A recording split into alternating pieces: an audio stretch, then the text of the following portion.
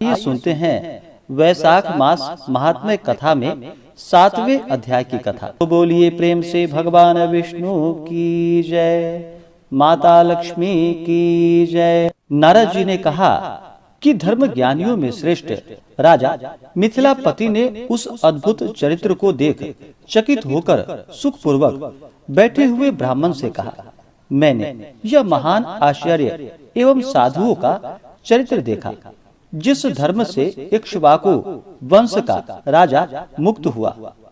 उस धर्म को मैं विस्तार पूर्वक सुनना चाहता हूँ। मुझे इसकी बड़ी उत्कंठा है। हे विद्वान, श्रद्धा युक्त मुझ पर कृपा करके इसे विस्तार पूर्वक बतलाइए। राजा मिथिलापति द्वारा इस प्रकार भली भांति पूछे जाने पर महात्मा श्रुतसेन ने उस श्रेष्ठ राजा को धन्य हो कहना प्रारंभ कर दिया। महात्मा श्रुतदेव जी बोले कि हे राजन, तुम्हारी बुद्धि अच्छी ओर लगी है, अतः श्रेष्ठ है, क्योंकि भगवत प्रिय धर्मों को सुनने में लगी है।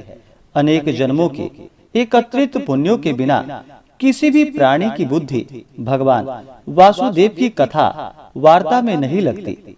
अतः राजाधिराज होते हुए भी तुम्हारी बुद्धि ऐसी हो गई है। अतः मैं तुम्हें साधुओं में श्रेष्ठ शुद्ध भगवत भक्त मानता हूँ।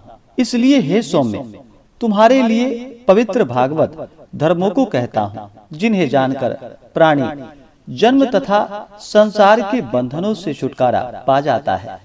जिस प्रकार पवित्रता, स्नान, संध्या, तर्पण, अग्निहोत्र तथा श्राद्ध कर्म है, उसी प्रकार वैशाख मास की उत्तम क्रियाएं हैं। भगवत प्रिय वैशाख मास के धर्मों को बिना किए मनुष्य स्वर्ग को नहीं जा सकता। धर्म समूहों में वैशाख मास के धर्म के समान कोई धर्म नहीं है। प्रजा की प्रसन्नता के लिए बहुत से धर्म हैं, किंतु निस्संदेह वे उपद्रवों से नष्ट हो जाते हैं। इसमें तर्क वितर्क करने की कोई आवश्यकता नहीं। वैशाख मास में कहे गए सभी धर्म करने में सुलभ है, जैसे पानी से भरे घड़े का दान, पौसरा, रास्ते में सुंदर छाया लगवाना, जूता, खड़ाऊं, छाता, पंखा आदि का दान, तिल युक्त मधु का दान, थकावट हरने वाला गोरस दान देना चाहिए। बावली, कुआं, तालाब आदि बनवाना, पथिकों के लिए आश्रम बनवाना, नारियल, ऊख, कपूर एवं कस्तूरी का दान करना। हे राजा, चंदन आदि शीतल सुगंधित द्रव्यों का अनुलेपन दान, उपकरणों के सहित शय्या दान या चारपाई का दान, सुंदर आम के फलों का एवं स्वादिष्ट ककड़ी के फलों का दान देना, दबना के फूलों का दान तथा सायं काल गुड़ सहित जल या जल मिश्रित गुड़ या रस का दान, पूर्णिमा के दिन अनेक प्रकार के अन्न एवं प्रतिदिन दही चावल का दान देना चाहिए। पान का दान सदा करना चाहिए तथा अमावस्या को ककड़ी का दान करना चाहिए। प्रतिदिन सूर्योदय से पूर्व ही स्नान कर लेना चाहिए। भगवान विष्णु का पूजन तथा कथा श्रवण करना चाहिए। शरीर में तेल या उपटन नहीं लगाना चाहिए। पत्तल में भोजन करना चाहिए। मार्ग की थकावट से दुखी व पसीने से भीगे हुए लोगों को पंखा डुलाना चाहिए। सुगंधित एवं कोमल फलों द्वारा प्रतिदिन भगवान विष्णु की पूजा करनी चाहिए। प्रतिदिन फल, दही, अन्न एवं नैवेद्य, धूप तथा दीप भगवान की सेवा में निवेदन करना, गौ माताओं को गौग्रास देना एवं ब्राह्मणों के चरणों को धोना, गुड़, शोंठ व अदरक और आंवले का चूर्ण व मुरब्बे का दान, राहियों को आश्रय देना एवं उनकी सेवा करना तथा शाक एवं चावल का दान देना, ये पूर्वोक्त धर्म विष्णु प्रिय वैशाख मास में श्रेष्ठ माने गए हैं। भगवान विष्णु को फूल समर्पण करना तथा सामायिक नूतन पल्लवों किशलयों से विष्णु की पूजा करना और दही, अन्न तथा अन्य नैवेद्य आदि निवेदन योग्य वस्तुएं निवेदित करना, ये समस्त पापों को नष्ट करने वाले हैं। हे महात्मन, ब्राह्मणों द्वारा बताए गए भगवान विष्णु की पूजा मंदिर या घर में जो स्त्री नहीं करती है वह पुत्र सुख व अन्य सुख नहीं पा सकती तथा अपनी या अपने पति की आयु का नाश करती है। धर्म के सेतु भगवान विष्णु लक्ष्मी जी को साथ लेकर मुनियों तथा देवताओं के सहित वैशाख मास में प्रजाओं की परीक्षा के लिए जाते हैं। उस समय जो मूर्ख फूलों से उनकी पूजा नहीं करता वह मंदमती रौरव नरक भोग कर बाद में 5 बार राक्षसी योनि में जाता है। सदा इस मास में क्षुधा से पीड़ित प्राणियों के प्राणों की रक्षा के लिए जल एवं अन्न दान देना चाहिए। जल दान न देने से कीट पतंग योनियों में पैदा होना पड़ता है तथा अन्नदान न देने से निश्चय ही पिशाच योनि में जाना पड़ता है। हे राजा, अन्नदान न देने के विषय की अनुभूत यह अद्भुत कथा तुम्हारे लिए कहता हूँ। मेरे पिता अन्नदान न देने के कारण ही रेवा नदी के किनारे पिशाच होकर भूख एवं प्यास से शिथिल शरीर होकर अपना ही मांस खाते हुए छाया हित सेमल के वृक्ष के नीचे जड़ में रहते हुए अन्न न मिलने के कारण वह अचेत हो गया। अपने कर्म द्वारा जिनकी भूख एवं प्यास बढ़ गई थी और कंठनाल का छिद्र सूक्ष्म हो गया था, अतः मांस व अन्न गले में अटककर प्राणांत से पीड़ा करता था।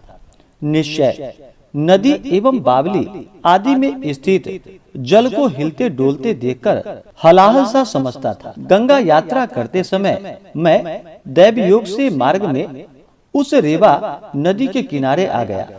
सेमल के वृक्ष की जड़ में स्थित तथा अपने ही मांस को काट काट कर खाते हुए अपने किए हुए कर्मों के द्वारा अत्यधिक चिल्लाते एवं अनेक प्रकार की चिंता करते हुए भूख एवं प्यास से पीड़ित उसको देखा। वह क्रूर कर्मा मुझे मार डालने के लिए दौड़ा, किंतु मेरे तेज से दबकर घबराकर भाग गया। दया से आर्द्र चित्त होकर मैंने कृपा करके चिकनी चुपड़ी भाषा में उससे कहा कि मत डरो। हे तात, तुम कौन हो और इस दशा का क्या कारण है, इसे तुम अभी अति शीघ्र बतलाओ। मैं तुम्हें इस कठिनाई से अभी मुक्त कर दूंगा, तुम खेद मत करो। ऐसा कहने पर उसने मुझे पुत्र न जानते हुए भी कहा कि पहले आनंतर देश में भुवर नामक गांव में संस्कृति गोत्र में पैदा हुआ मेरा नाम मैत्रा था। मैं जप तप दान एवं यज्ञ आदि में तत्पर रहता था।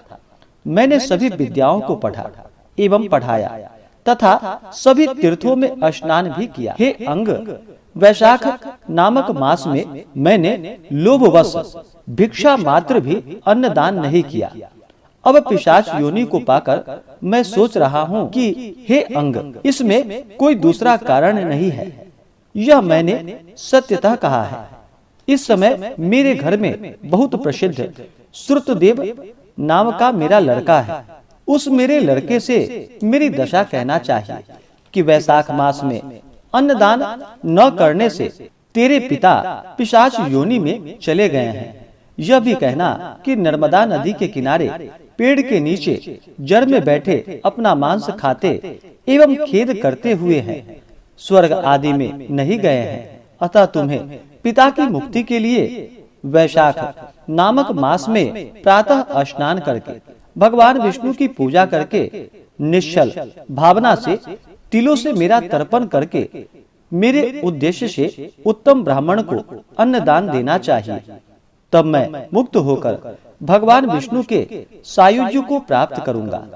तुम्हारे सामने जो इस प्रकार से कहा उससे कह दो, यह तुम्हारी मेरे ऊपर बड़ी कृपा होगी। इससे तुम्हारा सभी प्रकार से कल्याण होगा।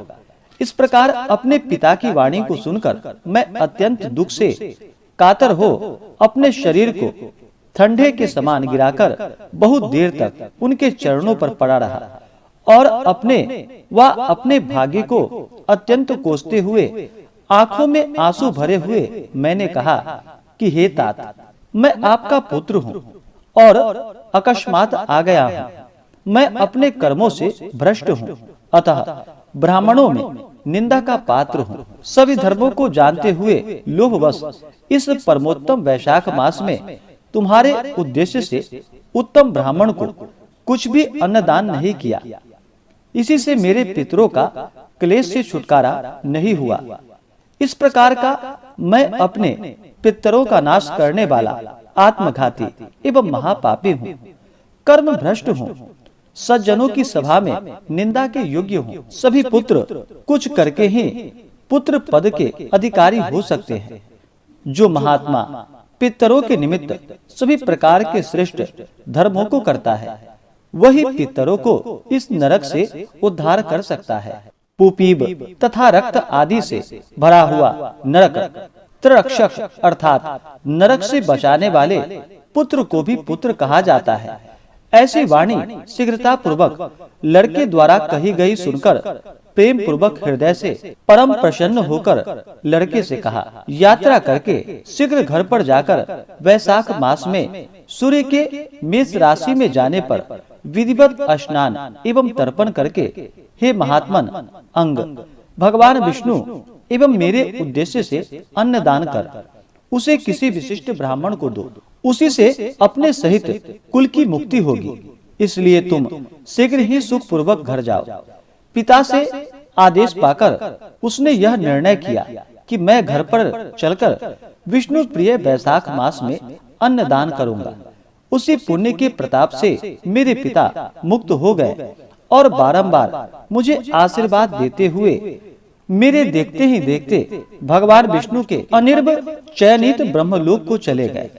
इसलिए वैशाख मास में अन्नदान एवं जलदान सभी शास्त्रों में श्रेष्ठ कहा गया है। अत्यंत सुंदर एवं धर्मों का सार मैंने तुमसे कहा। अब तुम्हारी और क्या सुनने की इच्छा है वह कहो। इस प्रकार से श्री स्कंद पुराणीय वैशाख महात्म्य में नारद एवं अम्बरीश के संवाद में पिशाच मोक्ष प्राप्ति नामक 7वां अध्याय पूर्ण हुआ। तो बोलिए प्रेम से भगवान विष्णु की जय, माता लक्ष्मी की जय।